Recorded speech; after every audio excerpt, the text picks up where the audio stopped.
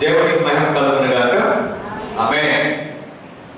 ప్రియమైన వారలారా, ప్రభువునందు యేసుక్రీస్తు ప్రభువునందు మీ అందరికీ శుభాలు దైవాశీస్సులు తెలియజేస్తున్నాను. దేవుడు మనందరినీ దీవించును గాక.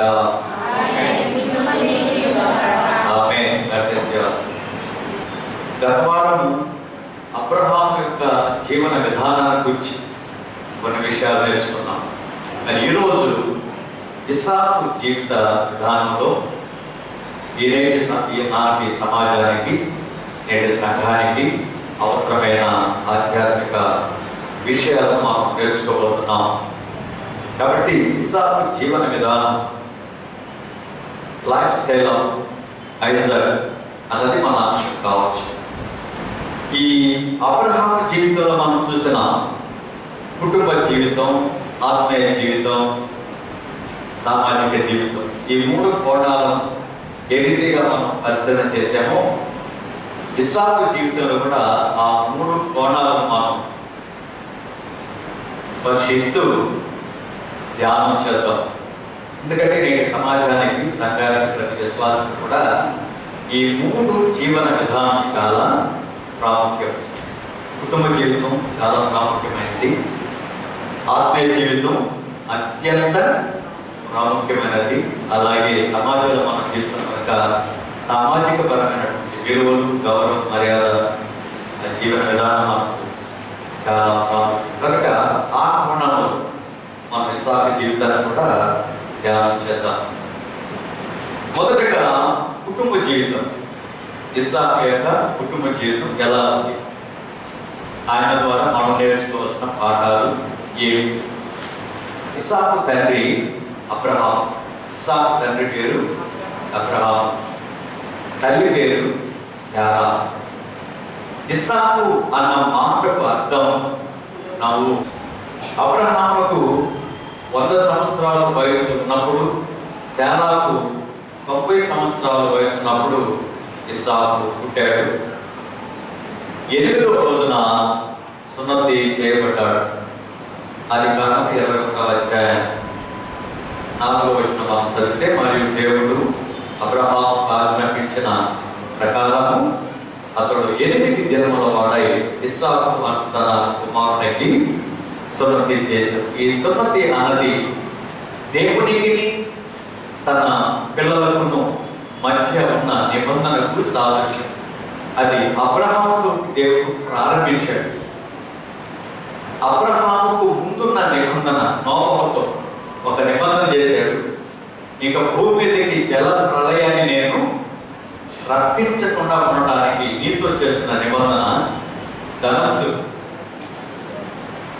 కాబట్టి ఆ ధనస్సుతో నిబంధన చేశాడు. కానీ అబ్రహాముతో శారీరకమైనటువంటి నిబంధన, సున్నతి అన్న నిబంధన చేశాడు. కనుక ఆ నిబంధన ప్రకారం ఇస్సాకుకు ఆ దైవ నిబంధన కిందకు 8వ రోజున తేబడ్డాడు. ఆ తర్వాత ఆయనకు 37వ సంవత్సరం చనిపోయినప్పుడు తన వయసు 127 సంవత్సరాలు. అంటే అప్పటికి ఇస్సాకుకి ఎంత వయసు? 37. నీకు బాగా అర్థం అవుతుంది కదా. అంటే ఇస్సాకు పుట్టినప్పుడు శారా 90 సంవత్సరాలు. శారా 127 సంవత్సరాల ప్రాయంలో చనిపోయింది అని అంటే ఆ 27 సంవత్సరాలు ప్లస్ ఈ 10 సంవత్సరాలు కలిగితే ఇస్సాకు వయసు మనకు తెలిసిపోతుంది. 37 సంవత్సరాల ప్రాయంలో శారా చనిపోయింది. తల్లి లేని వాడుగా ఇస్సాకు మిగిలిపోయాడు. ఆ తర్వాత 3 సంవత్సరాలు, శారా చనిపోయిన 3 సంవత్సరాలకు ఇస్సాకు వివాహితుడయ్యాడు. ఆ తర్వాత వివాహమైన తర్వాత ఇస్సాకు 40 సంవత్సరాల ప్రాయంలో వివాహమైంది. వివాహమైన 20 సంవత్సరాలు వారికి పిల్లలు పుట్టలేదు. ఇస్సాకు, రిబ్కాకు 20 సంవత్సరాలు పిల్లలు లేరు. అయితే ఇస్సాకు తన కుటుంబ జీవితంలో ఎంత గౌరవ మర్యాదలు కలిగిన వాడంటే, రిబ్కా తనకు పిల్లలు కనకపోవుట అన్నది ఒక బలహీనతగా చూడక, అది ఒక లోపంగా భావించక సంతానం ఇచ్చేది దేవుడే అన్నటువంటి విశ్వాసంతో ఆయన దైవ సన్నిధికి వెళ్ళి మొదలు పెట్టినట్టుగా 21వ వచనం మనం చదివితే మనకు తెలుస్తుంది. చదవండి. ఇస్సాకు భార్య గొడ్రాలు కనుక అతడు ఆమె విషయమై యెహోవాను వేడుకొనెను. యెహోవా ప్రార్థన వినెను కనుక అతని భార్య అయిన రిబ్కా గర్భవతి ఆయను. గర్భమును ధరించి ఆమె తర్వాత 9 మాసాల తర్వాత కమల పిల్లల్ని కన్నది రిబ్కా. కమల పిల్లల్ని, ఆ పిల్లల పేరు ఏశావు, యాకోబు. ఏశావు, యాకోబు. ఏశావు, యాకోబులు పుట్టినప్పుడు ఇస్సాకు వయసు 60 సంవత్సరాలు. మీరు చదవండి 26వ వచనం. అదే 26వ వచనం. వచ్చినప్పుడు తన చెయ్యి ఏశావు మడిమను పట్టుకొని ఇండిన కనుక అతనికి యాకోబు అని పేరు పెట్టబడెను. ఆమె వారిని కనినప్పుడు ఇస్సాకు 60 ఏళ్ల వాడు. హల్లెలూయా. ఇస్సాకు ఎన్ని సంవత్సరాలు? 60 సంవత్సరాల వయసు. ఏశావు యాకోబులను కన్నప్పుడు ఇస్సాకు వయసు 60 సంవత్సరాలు. వివాహమైనప్పుడు ఇస్సాకు వయసు 40 సంవత్సరాలు. నేను ఎప్పుడైనా అడిగినప్పుడు నేను చెప్పగలగాలి, మనసులో ఉంచుకోవాలి. అబ్రహాము చనిపోయే సంవత్సరానికి ఇస్సాకు కుమారుడైన ఏశావు యాకోబులకు 15 సంవత్సరాల వయసు. వారికి మంచి చెడ్డలు ఎరుగగలిగినటువంటి ప్రాయం. కాబట్టి ఇస్సాకు కుమారుడైనటువంటి యాకోబు ఏశావులు తన తాత అయిన అబ్రహామును ఎరుగుదురు. అది మన మనసులో ఒక మంచి, అదే చక్కని కుటుంబం. ఇస్సాకు కుటుంబం చాలా మంచి కుటుంబం. కుటుంబానికి ఆయన చాలా ప్రత్యేకతను ప్రాధాన్యతను ఇచ్చేవాడు. ఎంత ప్రత్యేకతను ఇచ్చేవాడు అంటే ఇస్సాకు ఏశావును ప్రేమించాడు. ఏశావు పెద్దవాడు కదా. 25వ అధ్యాయం 28వ వచనాన్ని చదవగలిగితే ఇస్సాకు ఏశావు తెచ్చిన వేట మాంసమును తెరుచుండెను కనుక అతన్ని ప్రేమించెను. రిబ్కా యాకోబును ప్రేమించెను అన్నమాట. ఈ మాట చదవగానే వెంటనే మనకు వీళ్ళకి ఏమన్నా పార్షియాలిటీ ఉందా అనిపించక మనం, అంటే వేట మాంసం తెచ్చి ఏశావు ఇస్సాకు పెడుతున్నాడు కనుక మాంసం తిని ఏశావుని ప్రేమించాడా అని అనిపించక మనం సహజంగా ఎవరైనా అలా అనుకుంటారు. కానీ మాంసం పెడితేనే ఏశావును అతను ప్రేమించడం కాదు. కానీ పెద్ద కుమారుడు వాళ్ళని అత్యంత ప్రాముఖ్యమైన తొలి సంతానం, మొదటి నుంచి కూడా ప్రథమ సంతతికి వారు అధిక ప్రాధాన్యతనిస్తారు. ఆస్తిని భాగాలు చేసే సమయంలో ప్రథమ కుమారుడికి 2 వాటా ఇస్తారు. ఏశావును ఇస్సాకు ప్రేమించాడు. అంత మాత్రం చేత యాకోబును ద్వేషించలేదు. ఇద్దరిని సమానంగా ప్రేమించాడు. తన భార్య అయిన రిబ్కా అధికంగా ప్రేమించాడు. తన తండ్రి అయిన అబ్రహాం ఇంకా అధికంగా ప్రేమించాడు. ఆ చరిత్ర మనం చదువుతూ ఉంటే 21వ అధ్యాయం నుండి 35వ అధ్యాయం వరకు మధ్య చదివితే ఇస్సాకు జీవితాన్ని చదివితే తండ్రికి ఆయన అధికమైన ప్రాధాన్యత ఇవ్వడం, తండ్రికి విధేయత చూపించడం, తండ్రికి లోపడడం. తండ్రి 20 సంవత్సరాలు లేక 25 సంవత్సరాలు ప్రాయంలో ఇస్సాకు దహన బలి ఇవ్వడానికి ఆ మౌర్య పర్వతం దగ్గర తీసుకెళ్ళినప్పుడు దహన బలికి పశువు ఎక్కడానికి దర్శించాడు ఇస్సాకు. యెహోవా చూసుకుంటాడయ్యా, దేవుడే చూసుకుంటాడు పద అన్నప్పుడు వెళ్ళాడు. కొండ మీదకి వెళ్ళాడు.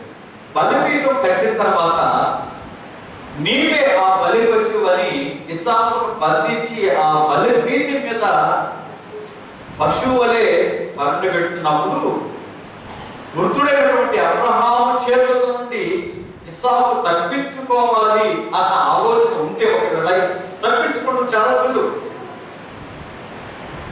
ఇస్సాకు యవనస్తుడు, అబ్రహాము మృతుడు, పెరుగులాడొచ్చు, తప్పించుకునే అవకాశం ఉంది. కానీ తండ్రి తండ్రి మీద ఉన్న గౌరవం, తండ్రి ఏ పని చేసినా అది ఒక అర్థం ఉంటుంది, అందులో దైవ నిర్ణయం ఉంటుంది. తండ్రిని గౌరవించాలి, తండ్రికి విధేయత చూపించాలనే ఉద్దేశంతో ఆయన మౌనంగా ఉండిపోయాడు, బలిపశువుగానే ఉండిపోయాడు. నేను పిల్లలు నేర్చుకోవాలి, తల్లిదండ్రులను ఎంత మాత్రం నిష్ఠూరి పెట్టగా కష్టం పెట్టగా మనం దుఃఖ పెట్టకూడదు. తల్లిదండ్రుల మాట వినడం మన బాధ్యతని మనం భావించగలగాలి. పిల్లలు ఎవరు తల్లిదండ్రులను గౌరవించాలి. తండ్రికి అధిక ప్రాధాన్యత ఇచ్చాడు, తండ్రికి విధేయుడయ్యాడు. తర్వాత వివాహం చేసుకున్న తర్వాత మీరు 24వ అధ్యాయం చివరి వచనాలు చదివితే అక్కడ ఒక మంచి మాట ఉంది. 24 చివరి వచనాలు, ఇస్సాకు తగిలిన శాఖ గుడారములోనికి ఆయన తీసుకొని పోయాను. అతడు రిబ్కా పరిగ్రహింపగా ఆమె అతనికి భార్య ఆయను. అతడు ఆమెను ప్రేమించెను. రైతుల హల్లెలూయా.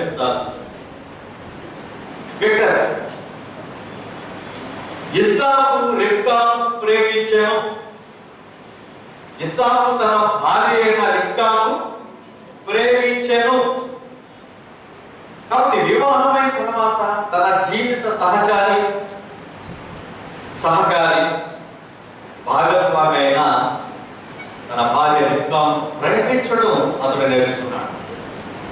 తల్లిదండ్రులు ప్రేమించాడు, వివాహమైన తర్వాత తన భార్యను కూడా ప్రేమించాడు.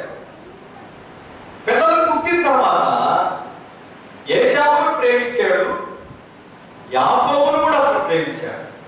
యాకోబుని ప్రేమించినట్టు మనం ఎలా చెప్పగలం అంటే 28వ అధ్యాయం 1, 2, 3, 4 వచనాలలో ఎవరైనా చదవండి. అక్కడ జరిగిన సన్నివేశం బాగా అర్థం చేసుకోండి. ఇస్సాకు వృద్ధాప్యంలో ఉన్నాడు. ఏశావును పిలిచి, అయ్యా నేను చనిపోవడానికి సిద్ధంగా ఉన్నాను, నాకు ఇష్టమైన వంట తయారు చేసి పెట్టినాయన, నేను ఆశీర్వదిస్తానన్నాడు ఏశావుతో. ఏశావు అడవికి వెళ్ళాడు వేట తెచ్చి భోజనం సిద్ధం చేయడానికి. ఈ మాట వినిన రిబ్కా యాకోబుని పిలిచి విషయం చెప్పింది. యాకోబు కపటంగా ఆ భోజనాన్ని సిద్ధం చేసి ఏశావులే ఇస్సాకు దగ్గరికి వెళ్ళి భోజనం పెట్టి, నేనేనయ్యా ఏశావు నీ కుమారుని, కాబట్టి చూడు నా చేతిలో చూడు అని గొర్రెబొచ్చు చేతులకి వేసుకొని మోసం చేశాడు. ఆ విధంగా ఏశావుకు రావాల్సిన ఆశీర్వాదాలు యాకోబు పొందుకున్నాడు. ఈ విషయం తెలిసి యాకోబును చంపుతాం అనే శపథం చేశాడు ఏశావు. అది సన్నివేశం. ఏశావుకు రావాల్సిన ఆశీర్వాదాలు యాకోబు పొందుకున్నాడు. ఆశీర్వాదాలను పొందుకొనినటువంటి యాకోబును ఏశావు చంపుతానని శపథము చేశాడు. ఈ విషయము ఇస్సాకుకు తెలిసి యాకోబును పిలిచి ఎలా అన్నాడు చదువు. కనాను కుమార్తెలలో ఎవరిన వివాహము చేసుకోకూడదు. నువ్వు లేచి పద్దనరాములో ఉన్న నీ తల్లికి తండ్రి అయిన బెతూయేలు ఇంటికి వెళ్ళి అక్కడ నీ తల్లి సహోదరులకు లాబాను కుమార్తెలలో ఒకదానిని వివాహం చేసుకోను అని ఆజ్ఞాపించి, సర్వశక్తిగల దేవుడు నిన్ను ఆశీర్వదించి నీవు అనేక జనములు అన్నట్లు నీకు సంతానాభివృద్ధి కలుగు చేసి నిన్ను విస్తరింపజేసి నీవు పరమాశమైన దేశమును అనగా అబ్రహాముకి ఇచ్చిన దేశమును నీవు స్వాస్థ్యముగా చేసుకున్నట్లు ఆయన నీకును నీతో కూడా నీ సంతానమును అబ్రహాముకు అనుగ్రహించిన ఆశీర్వాదము దయచేయను గాక అని అతనిని దీవించెను. హల్లెలూయా. యాకోబు పట్ల ఇస్సాకుకి ఎంత ప్రేమో కదా. ఇస్సాకు తెలుసు ఏశావు పెద్ద కుమారుడైనా జ్యేష్ఠత్వానికి వారసుడైనా, 2 దీవులు అధిక దీవులు పొందుకోవడానికి ఏశావు వారసుడైన హక్కుదారుడైనా దేవుడు ఏశావును తృణీకరించి యాకోబును ఎన్నుకున్నాడని ఇస్సాకుకు తెలుసు కనుక దేవుని చిత్తానికి లోబడి, దేవుని ఆజ్ఞకు లోబడి యాకోబును ప్రేమించి పిలిపించి అతన్ని ఆశీర్వదించి ఎలా అన్నాడు, ఇటుంటేనా మీ అన్న ఏసావుని చంపేసలేదో పర్యాయం, ఏదో సమయంలో నీ మీద అతను దాడి చేయవచ్చు, నేను కోల్పోతాను. దేవుని వాగ్దానం, దేవుడు నాకు చేసిన వాగ్దానం, నా తండ్రి అబ్రహాము చేసిన వాగ్దానం నీ ద్వారా దేవుడు నెరవేరుస్తాడు. కాబట్టి నువ్వు వెళ్ళు నాన్నని యాకోబును క్షేమంగా వాళ్ళ అత్తోళ్ళకి పంపించాడు. ఆ కుటుంబం యొక్క ఔన్నత్యం, కుటుంబం యొక్క గౌరవం, ఆ ఐక్యత ఇస్సాకు బాగా బాగా తెలుసు కనుక చాలా చక్కగా తన తల్లిదండ్రులను ప్రేమించాడు, తన భార్యను ప్రేమించాడు, తన కుమారులను ప్రేమించాడు, అందరినీ ప్రేమించాడు. ప్రేమించే లక్షణం ఇస్సాకుకు విరివిగా ఉన్నది. కాబట్టి మనం కూడా ఏం చేయాలి? ప్రేమించాలి. మన కుటుంబంలో ప్రేమ ఉండాలి. ఈనాటి సమాజంలో కుటుంబాల్లో ఎన్నో ఉంటాయి, ఖరీదైన వస్తువులు ఉంటాయి, ఖరీదైన వాహనాలు ఉంటాయి, ఖరీదైన రకరకాల ఆభరణాలు ఉంటాయి, కానీ ప్రేమ అన్నది బహుశా ఉందో లేదో అన్న అనుమానం మనకు వస్తూ ఉంటుంది. అన్నీ ఉన్న ప్రేమ లేకపోతే చాలా కొరతండి. కాబట్టి దేవుని ప్రేమను మనం ఎక్కువ కలిగి ఉంటాం. అన్ని సంపదల కంటే ప్రేమ అన్న సంపద చాలా గొప్పది. అది జీవితాన్ని కడుతుంది, కుటుంబాన్ని కడుతుంది, వ్యక్తిత్వాన్ని కడుతూ ఉంది, సమాజాన్ని కడుతూ ఉంది, మనుషుల మధ్య సత్సంబంధాన్ని కలిగిస్తుంది ప్రేమ. ప్రేమ లేని వాడు దేవుడిని ఎరుగడు. దేవుడు ప్రేమ స్వరూపి. కాబట్టి అలాంటి ప్రేమ కలిగిన వారు ఉండాలి. కుటుంబాన్ని మనం ప్రేమతోనే కట్టుకోవడానికి ఇష్టపడాలి. అంతేకాకుండా యుక్త వయసు వచ్చినప్పుడు తన తండ్రి ఇస్సాకును పిలిచి, నేను పెళ్లి చేయబోతున్నాను, నీ కొరకు అమ్మాయి దానికి ఎలియజరు పంపుతున్నా అంటే మామూలు మాట్లాడే తండ్రి పట్ల అనుకున్న విధేయత. తండ్రి చెప్పినట్టే వివాహం చేసుకున్నాడు, కానీ నేను ఆ అమ్మాయిని ప్రేమించాను, ఈ అమ్మాయిని ప్రేమించాను, ఆమంటే నాకు ఇష్టం, ఆమె చేయండి అన్నాడా? నో. యుక్త వయసు వచ్చి 40 సంవత్సరాల ప్రాయం వచ్చింది, తండ్రి పెళ్లి చేయాలనుకున్నాడు, దేవుని మీద ఆధారపడి నీ ఇష్టమే అన్నాడు. అలా దేవుని మీద ఆధారపడితే మన జీవిత భాగస్వామి ఎవరో దేవునికి బాగా తెలుసు, నీకంటే నాకంటే. నీ జీవిత భాగస్వామి ఎవరో ఎవరో బాగా గమనించండి. నీకు తెలియదు. మనమైతే అందాలను చూసి, చదువును చూసి, డబ్బు చూసి వీళ్ళే నా జీవిత భాగస్వామి అనుకుంటామేమో, కానీ దేవునికి మాత్రమే తెలుసు మన జీవిత భాగస్వామి ఎవరు. కాబట్టి అది ఇస్సాకు చాలా విధేయత చూపించాడు వివాహ విషయం. రెండవది, బలి అనిపించడానికి సిద్ధపడినప్పుడు కూడా చాలా విధేయత చూపించాడు. అది మనం నేర్చుకోగలగాలి. అది కుటుంబ జీవితం, కుటుంబ నేపథ్యం. రెండవది ఏం చెప్పాను? ఆత్మీయ జీవితంలోకి వస్తే కుటుంబాన్ని ఎంత గౌరవించాడో, కుటుంబ జీవితానికి ఇస్సాకు ఎంత ప్రాధాన్యత ఇచ్చాడో, అంతకంటే అధికంగా ఆధ్యాత్మిక జీవితానికి కూడా ఆయన తన జీవితంలో చోటిచ్చాడని ఆయన చరిత్ర మనం గమనించినప్పుడు గుర్తించగలం. గలతీ పత్రిక 4:28 ప్రకారం పౌలు అంటాడు, ఇస్సాకు వాగ్దాన పుత్రుడు. ఇస్సాకు మామూలుగా జన్మించిన వాడు కాదు, తల్లిదండ్రులకు వాగ్దానం ద్వారా జన్మించిన పుత్రుడు. రైతులా వాగ్దాన పుత్రుడు ఆయన. నాకు తెలుసు, అబ్రహాము చెప్పాడు, నువ్వు వాగ్దానం వల్ల నాకు కలిగి ఉన్నాయా? నాకు తెలుసు, నేను వాగ్దాన పుత్రుడు. 8వ రోజు నా సొంత చేయబడ్డాడు. దేవుని నిబంధన క్రిందకి ఆయన రాబడ్డాడు. 24వ అధ్యాయం 63వ వచనంలో వివాహ సందర్భంగా ఆయన మనకు కనపడుతున్నాడు. మీరు చదవండి ఈ మాట, 63వ వచనం చదవండి.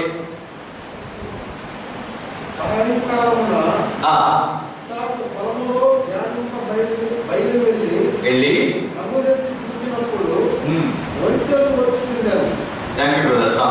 బాగా ఆలోచించాలి. ఆయన ఆధ్యాత్మిక జీవితాన్ని గురించి మనం ఇప్పుడు ధ్యానం చేస్తున్నాం. ఆత్మీయ జీవితం వీళ్ళని ఆలోచించండి. మన కుటుంబ జీవితాలకు మనం ఎంత ప్రాధాన్యత ఇస్తామో, కుటుంబంలో ప్రేమతో మనం అందరం ఎలా ఐక్యంగా ఉండాలని కలుస్తామో, అలాగే ఆధ్యాత్మిక జీవితానికి అధిక ప్రాధాన్యత ఇవ్వడం నేర్చుకోవాలి. చాలా అవసరం. అది ప్రేమ ఉండి ఆత్మీయత లేకపోతే అది మానవ ప్రేమ కిందకు వస్తుంది, దేవుని ప్రేమ కిందకు రావు.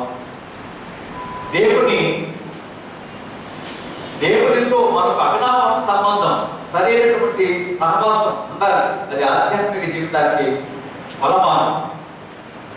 ఇతడు యవన ప్రాయంలో 40 సంవత్సరాల ప్రాయంలో ఉన్న ఒక యవనస్తుడు ఏం చేస్తున్నాడు?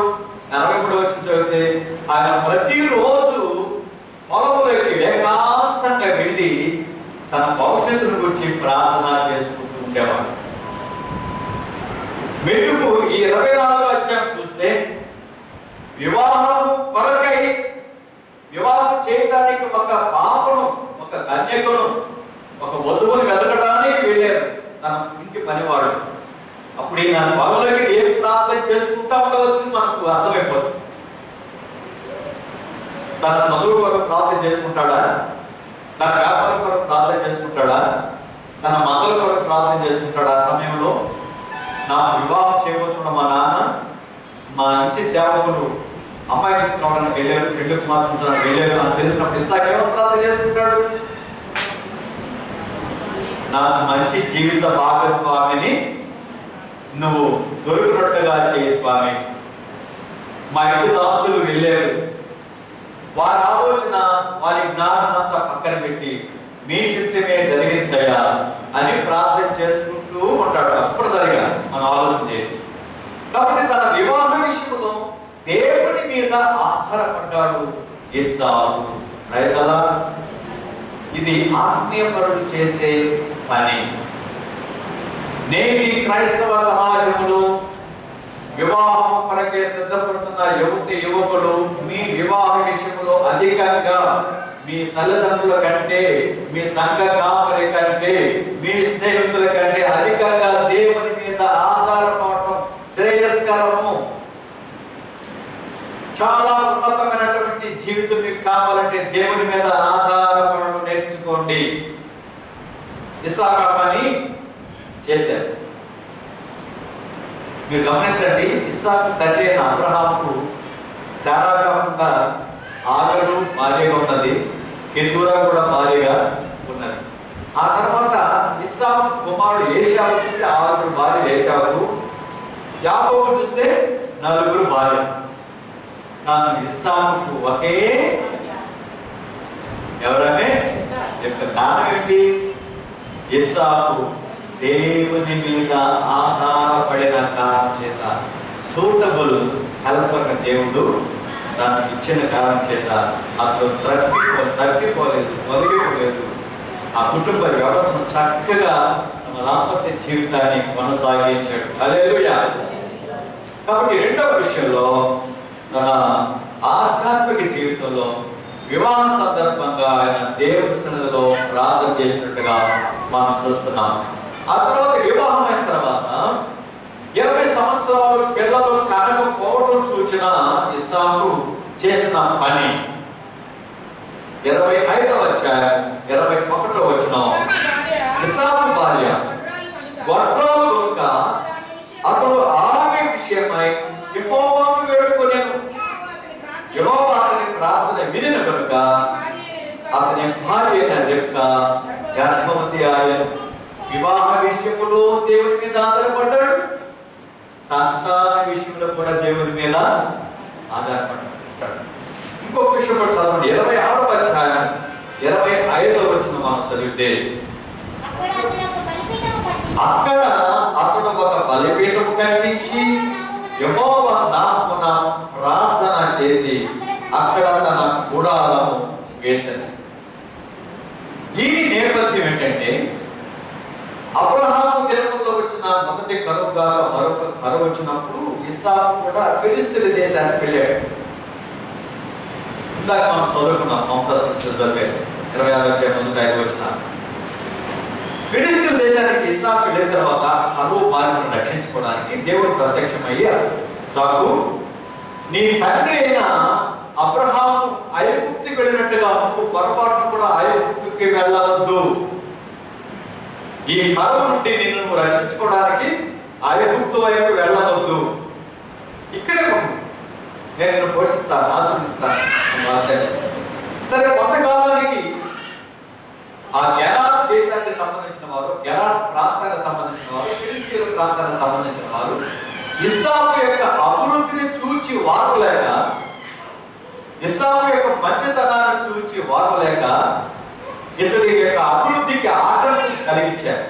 ఇతడు బావి దొరికితే వచ్చి దాన్ని బలవంతంగా లాగేసుకునేవారు. అంటే ఒక విధంగా ఇస్సాకు పరిపాలనకు ఆ గెరారు ప్రాంతంలో ఉన్న వాళ్ళకి ఫైటింగ్ జరుగుతా ఉంది. ఆ సందర్భంగా దేవుడు ప్రత్యక్షమయ్యాడు. 23వ వచనం. అక్కడ నుండి అతడు బెయేర్షెబాకు వెళ్ళాను. ఆ రాత్రి యెహోవా అతనికి ప్రత్యక్షమై, నేను నీ తండ్రి అయిన అబ్రహాము దేవుడను, నేను నీకు తోడై ఉన్నాను కనుక భయపడకము, నా దాసుడైన అబ్రహామును బట్టి నిన్ను ఆశీర్వదించి నీ సంతానం విస్తరింపజేసేదను అని చెప్పాను.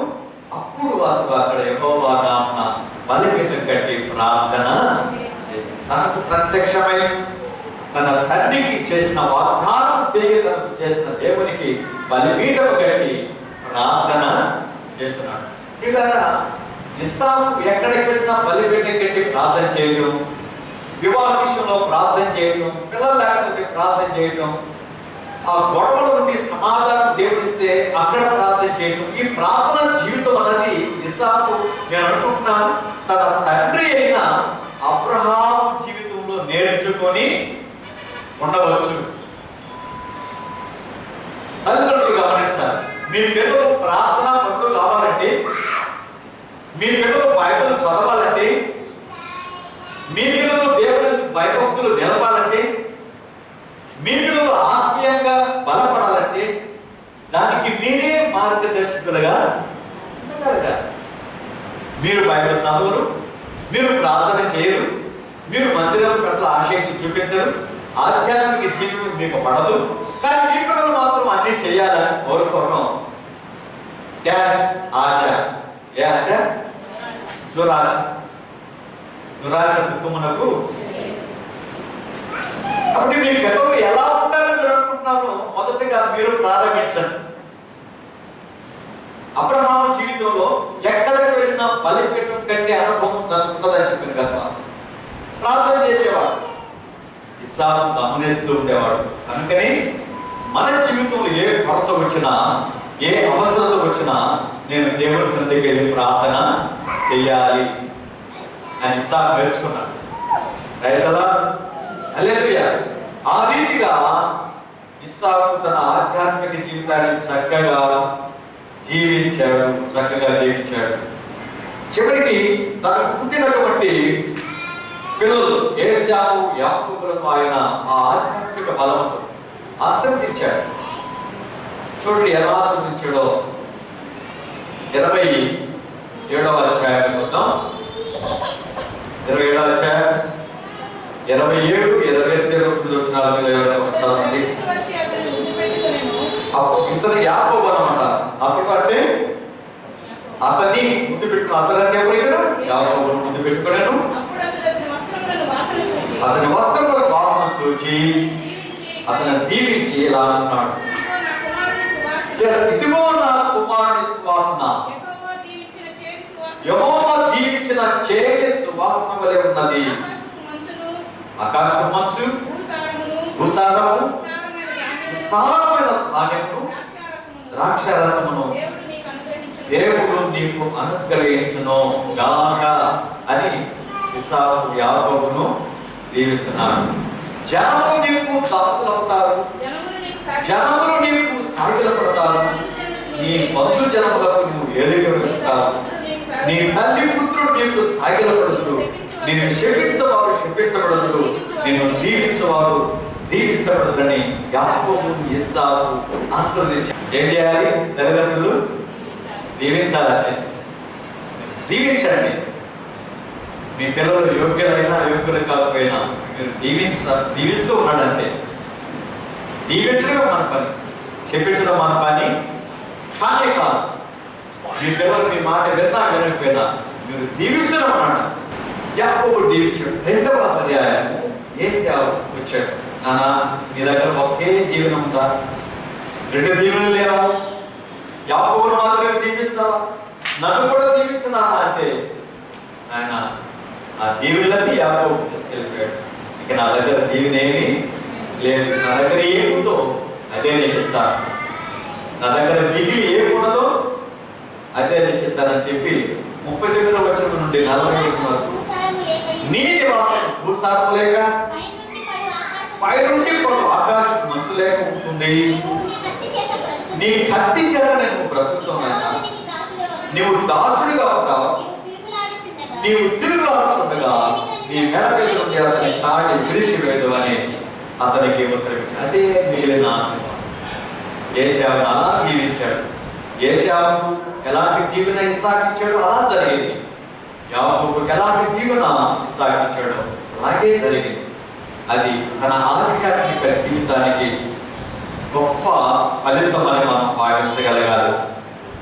మనం ఆత్మీయంగా జీవిస్తూ ఇతరులు దీవించినప్పుడు మన నోటి నుండి వచ్చిన ఆ దీవెన వచనం ఫలమును ఇస్తుంది. 3వది ఏం చెప్పాను? సామాజిక జీవితం. సహజమైన మానవుడు కుటుంబంతో అడ్జస్ట్ అవుతాడు. ఎటొచ్చి వచ్చిన చిక్కంతా సామాజిక పరమైన జీవితంలోనే. ఎందుకంటే సమాజంలో ఎవరెవరో ఉంటారు, వాళ్ళు మన సంబంధం లేని వారు ఉంటారు. మన రక్త సంబంధికులు కాదు, మన అన్నదమ్ములు కాదు, మన తల్లి కాదు, మన తండ్రి కాదు. వాడు ఎవరో నాకు అపార్ట్మెంట్ ఎందుకు పడిపోతుంది? ఏమి నాకు రోషం లేదా, నాకు పౌరుషం లేదా? అది వచ్చిన చిక్కు. సామాజిక పరమైన జీవితాన్ని ఒక ప్రేమలో మనం నిర్మించుకోవడం అనేది చాలా కష్టం, చాలా కష్టం. ఇతరులు మనం లేదా నిందించినా మనం ఓర్చుకోలేం, మనకు నష్టం చేసిన సహించలేం, చాలా కోపం వస్తుంది. అయితే నువ్వు కుటుంబానికి విలువించి కుటుంబ జీవితంలో అడ్జస్ట్ అయినా, దేవునికి గౌరవాన్నిచ్చి ఆయన భయభక్తులు నిలిపి నీ ఆత్మీయ జీవితాన్ని వాక్యానికి అనుగుణంగా నిర్మించుకుంటున్నా, సమాజ జీవితంలో నీ విలువ, నీ సాక్ష్యం సరిగా లేకపోతే ఈ 2 బూడిదలు పోసిన అన్నిలాగా అయిపోతాయి. నీ ఆధ్యాత్మిక జీవితం, నీ కుటుంబ జీవితం ఎక్కడ స్పష్టంగా కనపడుతుందంటే సమాజంలోనే. నువ్వు సమాజాన్ని అధ్యయనం చేసి సమాజం అనుకూలంగా నీ జీవితాన్ని ఒక చక్కగా నిర్మించుకోవడం ద్వారా సమాజంలో అనేక మంది వ్యక్తులు నీవు దేవుని బిడ్డవని గుర్తిస్తారు. ఇస్సాకు అలాంటి విషమ పరీక్ష ఒకటి ఎదురయ్యింది. ఇస్సాకు తన కుటుంబంలో పాస్ అయ్యాడు, కుటుంబ జీవితంలో, ఆధ్యాత్మిక జీవితంలో కూడా పాస్ అయ్యాడు. ఇప్పుడు సామాజిక పరమైనటువంటి జీవితంలో పెద్ద చిక్కుచ్చు పడింది. చూడండి 26వ అధ్యాయం చూద్దాం.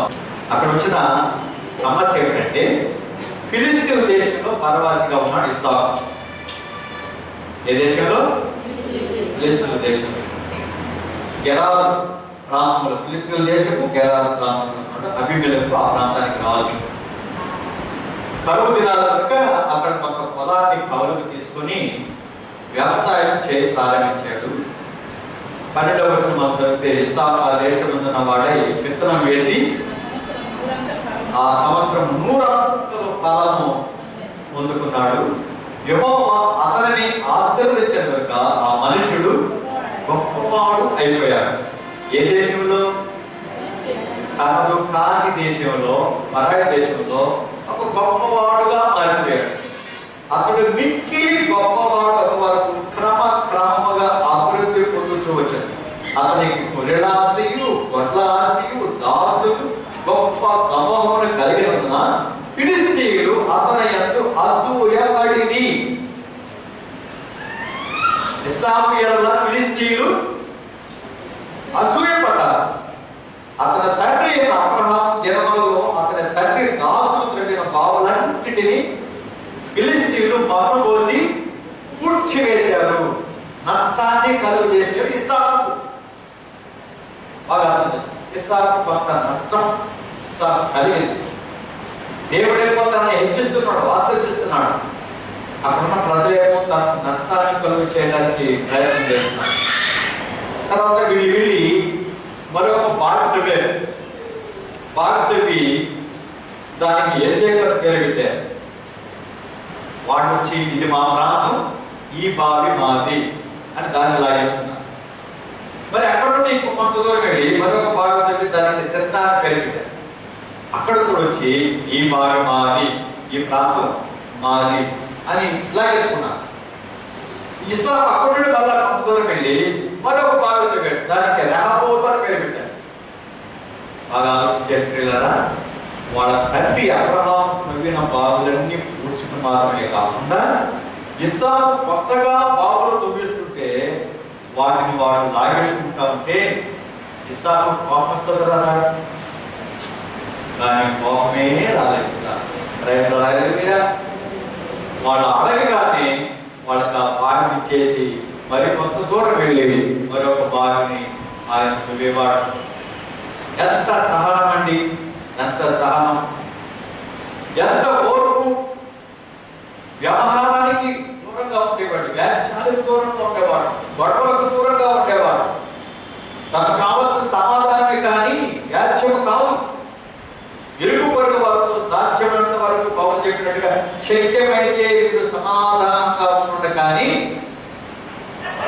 వ్యాఖ్యానికి మీరు దూరంగా ఉంటారు, గొడవలు పడకూడదు అన్న సూక్తితో ఇస్సాకు చాలా సహనం కలిగి ఆ వ్యవహారాలకు దూరంగా ఉన్నాడు, వ్యాఖ్యాలకు దూరంగా ఉన్నాడు. ఇదంతా చూచినటువంటి గెరారు రాజు ఆశ్చర్యపోయాడు.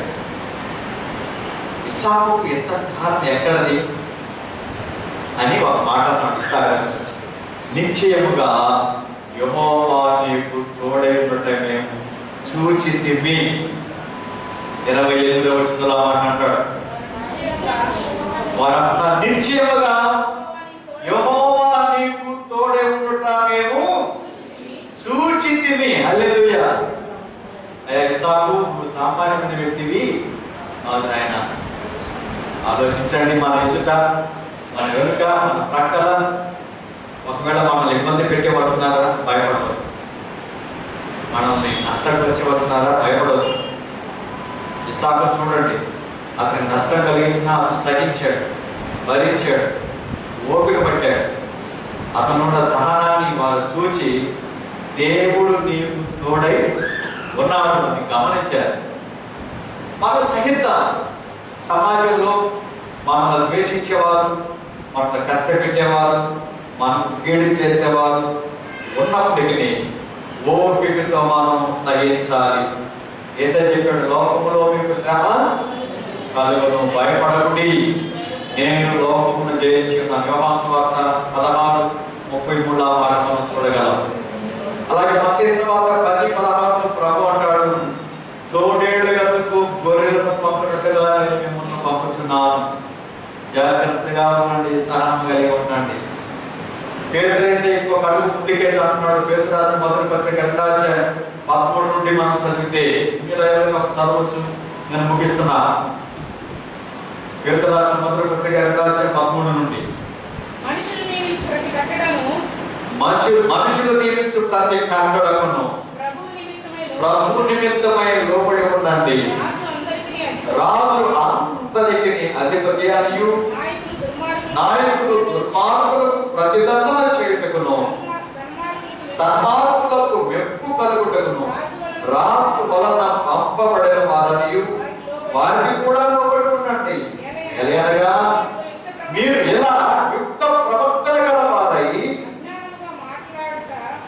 అజ్ఞానముగా మాట్లాడు వారి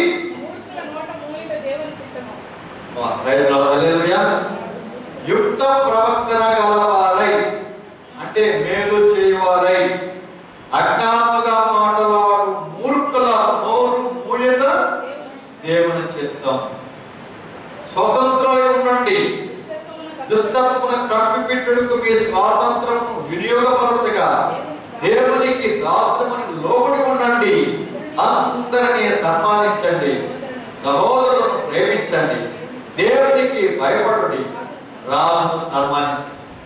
క్రైస్తవులు చెప్పే మాట పేరు నేర్చుకోవాలి. మనం మన మీద చాలా బాధ్యత ఉంది, భారం ఉంది. మనం చాలా సహించగలగాలి, ఓర్చుకోగలగాలి. ఎవడైనా క్రైస్తవుడైనందుకు కీడు అనుభవించినలా భయపడక, సందేహంక వాడు ఆ పేరును బట్టి దేవునిలో సంతోషించాలి. నువ్వు మంచి చేసినప్పుడు నీ సత్క్రియల ద్వారా నీకు ఇబ్బంది కలిగితే దేవుణ్ణి స్తుతించాలి. నిన్ను బట్టి దేవునికి మహిమ కలగాలి. సమాజంలో నువ్వు అలాంటి స్థితిలో ఉండగలగాలి. ఇస్సాకు విశ్వాస జీవితానికి విషమ పరీక్ష ఎదురైనప్పుడు భయపడలేదు. దేవుడి మీద ఆధారపడి జయించాడు. ఆ పరీక్షలో నెగ్గాడు. అన్యుల ద్వారా నీకు దేవుడు తోడై ఉన్నాడు అని అనిపించుకున్నాడు. మనం కూడా అలా ఉండగలగాలి. దేవుని వాక్యం సెలవిస్తుంది. కాబట్టి పిల్లరా, ఈ ఇస్సాకు జీవితాన్ని మనం చదువుతాంటే, ఇస్సాకు మన ప్రభువు రక్షకుడైన యేసుక్రీస్తుల వారికి ముంగుర్తుగా, సూచనగా ఉన్నాడని మనకు తెలుస్తా ఉంది. ఇస్సాకు సాత్వికుడు, యేసు ప్రభుల వారు కూడా సాత్వికుడు. ఇస్సాకు ప్రేమించేవాడు, యేసుక్రీస్తు ప్రభుల వారు అందరినీ, లోకాలందరినీ ప్రేమించిన వాడు. ఇస్సాకు అబ్రహాము మాట ప్రకారం బలిపశువుగా మారాడు. యేసుక్రీస్తు ప్రభుల వారు నిన్ను నన్ను రక్షించడానికి కల్వరి కొండ మీద యజ్ఞ పశువుగా మారాడు. యేసుక్రీస్తు ప్రభుల వారికి ఇస్సాకు ముంగుర్తుగా ఉన్నాడు. ఆయన జీవితం నేటి సంఘానికి, విశ్వాసులకు ఆదర్శప్రాయం. కాబట్టి మనం ఇస్సాకు జీవితాన్ని ఇంకా మీరు ఇంటికి వెళ్ళిన తర్వాత 21వ అధ్యాయం 35వ అధ్యాయం చదవాలి. చాలా చక్కగా జీవించాడు. కుటుంబ జీవితాన్ని, ఆత్మీయ జీవితాన్ని, సామాజిక పరమ జీవితాన్ని చాలా చక్కగా జీవించి చివరికి ఆయన 180 సంవత్సరాల ప్రాయంలో దేవుని పిలుపునందుకొని దేవుని సన్నిధికి వెళ్ళాడు. హల్లెలూయా, హల్లెలూయా. దయచేసి స్థలం ప్రార్థించేద్దాం. ఇస్సాకు 180 సంవత్సరాల ప్రాయంలో చనిపోయాడు. కానీ నిన్ను నన్ను రక్షించడానికి మన ప్రభువైన యేసుక్రీస్తు వారు కేవలం 33.5 సంవత్సరాల ప్రాయంలోనే చనిపోయాడు. ఎందుకంటే నిన్ను నన్ను రక్షించడానికి, నిన్ను నన్ను నూతనమైనటువంటి ఆశీర్వాదాలకు వారసులుగా చేయడానికి. ఇస్సాకు మనం చూశాము, ఆయన జీవితాన్ని అధ్యయనం చేశాము, మంచిదే. కానీ ఇస్సాకులో అదృశ్యంగా మనకు కనపడుతున్న యేసుక్రీస్తు ప్రభుల వారిని చూస్తే ఇంకా ఎన్నో సత్యాలు మనకు బోధపడతాయి. అబ్రహాము, ఇస్సాకు దేవుని పిల్లలు. అలాగే యాకోబు కూడా దేవుని పిల్లలే. వారి పితరులు, వారి జీవితాలు నేటి సంఘానికి ఆదర్శం. ప్రియమైన మిత్రులారా, ఆలోచన చేద్దాం. ప్రియ స్నేహితుడా, ప్రియ సహోదరి, ఇస్సాకు జీవితం నీకు నేర్పించే పాఠం ఎలాంటి ఒకసారి ఆలోచించే. ఏదైనా మనం సరి చేసుకునే విషయం ఏమైనా ఉన్నదా ఆలోచన చేద్దాం. సరి చేసుకునే ఏదైనా ఉంటే ఇప్పుడే ప్రభా ఫలాని మరి దానిలో నేను తప్పిపోతున్నాను, ఫలా విషయంలో నేను బలహీనంగా ఉన్నాను, నన్ను సరిచే ప్రార్థన చేద్దాం. దేవుడు పూర్తిగా మనం సరి చేస్తాడు, స్థిరపరుస్తాడు. పరిశుద్ధుడు మా తండ్రి, దయాళుడు మా ప్రభువా, స్తోత్రాలయ. విత్తబడిన వాక్యం మా అందరి జీవితాల్లో నేను కట్టి ఫలింపచే మా అందరి హృదయాలను ఫలించాలి. ఆ వాక్యానుసారంగా మేము జీవించగలగాలి. లోకంలో పిలిచినప్పుడు లోక పాపం మాలని మా అంటగా ఇస్సాకు వలె, యేసు ప్రభుల వలె మేము ఈ లోకంలో మీకు మహిమ తెచ్చే విధంగా ఉన్నట్లుగా మమ్మల్ని స్థిరపరిచే బలపరచడం యేసు నామమున ప్రార్థిస్తున్నాం తండ్రి. ఆమేన్.